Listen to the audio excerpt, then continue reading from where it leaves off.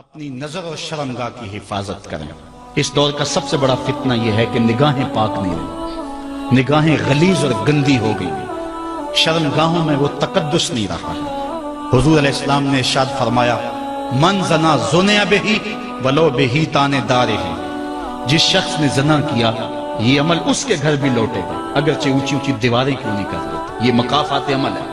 گندم از گندم بروید جوز جو از مکافات عمل غافل مشو۔ گندم بو گے تو گندم کاٹو گے، جو بو گے تو جو کاٹو گے۔ نظر کو تقدس دو، نظر کو پاکیزگی دو۔ حضرت لقمان حکیم کہتے ہیں کہ میں کئی نبیوں سے ملا ہوں، کئی نبیوں سے ملاقات کی ہے، اور میں ان سے دو دو چار چار باتیں جمع کی ہیں، اور ان ساری باتوں کو میں نے جمع کر کے 100 باتیں جمع کی ہیں، اور ان کا پھر میں نے خلاصہ تیار کیا ہے۔ ان میں 8 باتیں الگ کی ہیں۔ ان 8 باتوں میں ایک بات یہ ہے، جب کسی کے گھر جاؤ تو نظر کو حفاظت میں رکھو۔ جس شخص کے مہمان بنو، جس کے گھر جاؤ، تمہاری نظر نہ بھٹکنے پائے۔ نظر اگر غیر محرم کو شہوت سے دیکھتی ہے، حدیث میں آتا ہے کل قیامت کے دن جہنم کی آگ سے بھر دی جائے، وہ سخت رسوا ہوگا۔ آج میڈیا کی آوارگی اور انٹرنیٹ پہ جو کچھ ہو رہا ہے، ٹیلی ویژن اور سینما جو بدتمیزی پھیلا رہے ہیں، اور موبائل پیکج جس طرح بے حیائی کو فروغ ہو رہا ہے، ہم اس کے خلاف پوری قوت کے ساتھ بند باندھیں۔ اپنی اولادوں کے ہاتھوں سے ناول چھین لو، ان کے ہاتھوں سے جو ہے وہ فلمیں چھین لو، ان کی خلوتوں پہ نظر رکھو اور ان کی حفاظت کرو۔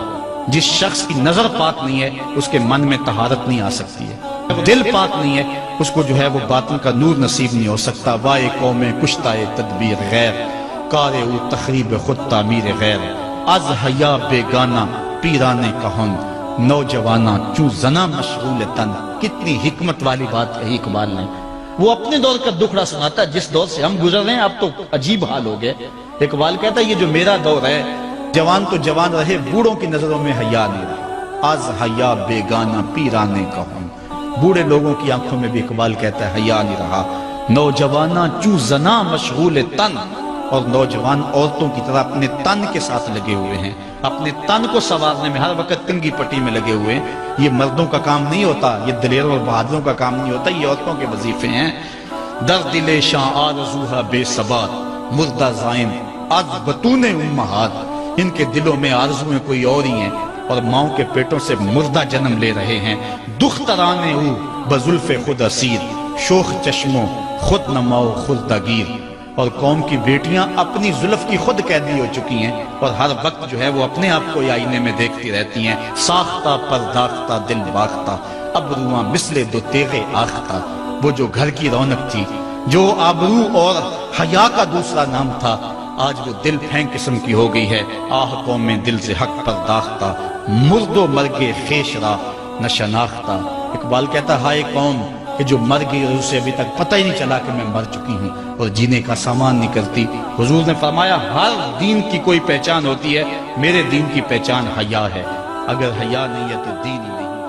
ہم نے جس دور میں اپنے ماں باپ سے دین سیکھا تو اس وقت اتنے فرقے بھی نہیں تھے، نہ بات بات پہ شرک کے فتوے لگتے تھے، اور نہ ہی لوگ دین کو کاروبار بنائے ہوئے تھے۔ اس وقت کوئی کھڑا ہو کے نعت بھی پڑھتا تھا تو اس کی آنکھیں بند ہوتی تھیں اور تصور مدینے کی گلیوں کا طواف کر رہا ہوتا تھا۔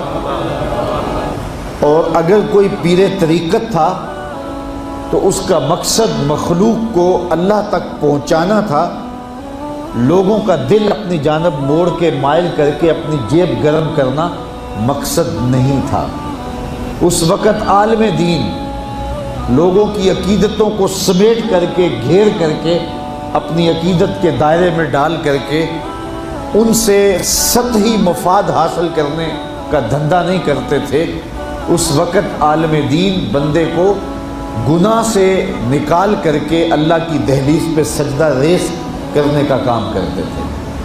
اور آج ہم دیکھتے ہیں کہ فرقہ پرستوں نے اسلام کو توڑ کے رکھ دیا، اور جو لوگ بیچارے اللہ کے حضور سجدہ ریز ہوتے ہیں ان پر شرک کے اور بدعت کے فتوے لگا کر کے ان کو اسلام سے بدزن کرنے کی کوشش کی، اور نعت خوانیاں ایک بہت بڑا کاروبار بن گیا، اور پیری مریدی ایک بہت بڑا دھندا بن گیا، تو اس دور کے اندر اپنی اولاد کو سنبھالنا، وہ طرح طرح کے سوال کرتی ہے، پوچھتی ہے، تو پھر ان کو دین پر مطمئن رکھنا اتنا آسان کام نہیں ہے۔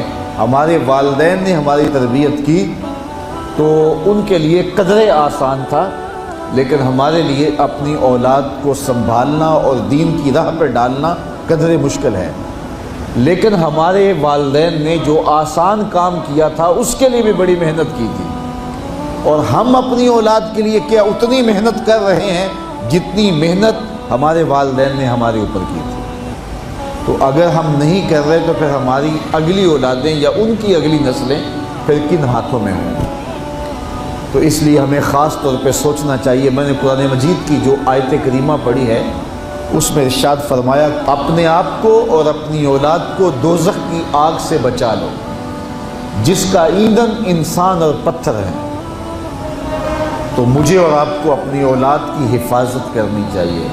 بعض اوقات ہم وطن چھوڑ کے یہاں آتے ہیں اس لیے کہ ہماری اولادوں کا مستقبل ٹھیک ہو جائے۔ ہم خود پردیس کاٹ لیتے ہیں، تنہائیاں کاٹ لیتے ہیں، اذیتوں سے گزر جاتے ہیں، لیکن اولاد راہ مستقیم سے بھٹک جاتی ہے تو ہم نے ان کی دنیا کی زندگی کی تو سنوار دی، لیکن جو حقیقی ابدی اور سرمدی زندگی ہے جو کبھی ختم ہونے والی نہیں ہے تو وہ برباد ہوگی۔ تو ہم نے اپنی اولاد کا بھلا نہیں کیا ہے، اپنی اولاد کا نقصان کیا۔ تو ہمیں چاہیے کہ ہم اپنی اولادوں کی حفاظت کریں، اور اولادوں کی حفاظت کیا ہے؟ ان کے اخلاق اچھے ہوں، ان کا کردار خوبصورت ہو، ان کے دین کی حفاظت ہو، اور وہ ایک صالح، سچے اور کھرے مسلمان کے صورت اپنی زندگی گزارنے کی مشق کریں، اور اس کا عملی نتیجہ ہماری آنکھوں کے سامنے ہو۔ میرے حضور نے ارشاد فرمایا کہ اپنی اولادوں کو 3 چیزیں سکھاؤ۔ پہلی چیز حب نبیکم، اپنی اولاد کو نبی کریم علیہ السلام کا پیار سکھاؤ۔ دوسری چیز وحب اہل بیت ہی، اور حضور کے اہل بیت کا پیار سکھاؤ۔ اور تیسری چیز تلاوت القرآن، انہیں قرآن مجید کی تلاوت کرنا سکھاؤ۔ یہ 3 چیزیں آپ اگر بچپن سے ہی اپنی اولاد کے اندر داخل کر چکے تو پھر آپ کامیاب ہوئے۔ یہ بات ذہن میں رکھیے کہ ہم اس وقت متوجہ ہوتے ہیں اولاد کی تربیت کے لیے جب وہ ہمارے ہاتھ سے نکل چکی ہوتی ہے۔ ہمارے گھروں میں ہماری صبح کا آغاز قرآن مجید کی تلاوت سے ہو تو پھر خیر و برکت کے قافلے ہمارے گھروں میں اتریں گے۔ قرآن ہماری زندگی کو بدلنے والی کتاب ہے۔ جب ہمارا ربط اس کتاب سے ہو جائے گا، پختہ تعلق اس کتاب سے قائم ہو جائے گا، تو پھر زمانے کی تیز آندھیاں بھی ہمارے پائے استقلال میں لغزش نہیں لا سکتی ہیں، نہ ہمارے عقائد میں خرابی آ سکتی ہے، نہ ہمارے عمل میں کمزوری آ سکتی ہے۔ اس لیے ہمیں معمول کے طور پہ قرآن مجید کو اپنی زندگیوں میں شامل کرنا چاہیے اور اپنی اولاد کو اس کا خوگر بنانا چاہیے۔ ایک زمانہ تھا کہ ہر گھر میں صبح کو قرآن کھلتا تھا، اور آج وہ دور ہم سے چھوٹتا چلا جا رہا ہے۔ صبح کے وقت موبائل تو کھلتے ہیں لیکن قرآن نہیں کھلتا، جس کا نتیجہ کیا؟ آج بے برکتیوں کے ڈیرے ہیں۔ کثرت مال کے باوجود بھی ہم بے برکتی کی بات کرتے ہیں، اس لیے کہ ہمارے گھروں میں قرآن مجید کا چراغاں نہیں ہے۔